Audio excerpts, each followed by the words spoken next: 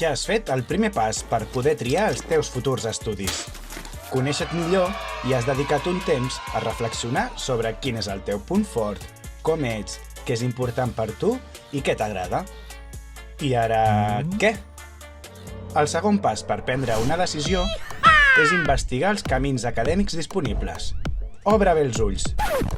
Sovint, no sabem que uns estudis ens poden interessar i poden encaixar amb nosaltres perquè no els coneixem prou o no n'hi hem sentit mai a parlar.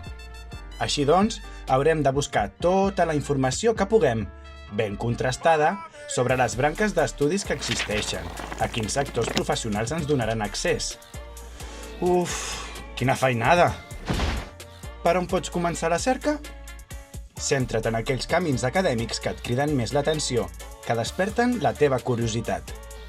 Parla amb especialistes en orientació, com són el Centre d'Assessorament Acadèmic per Joves, demana els guies d'estudis postobligatoris i altres recursos on trobaràs tota la informació que busques.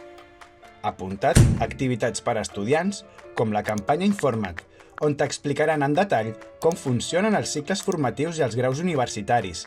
Podràs parlar amb docents, joves que ja han fet aquests estudis i molt més. Participa a les jornades de portes obertes que organitzen els centres educatius. Fes voluntariat o cursets vinculats a l'àmbit acadèmic o professional que t'agrada.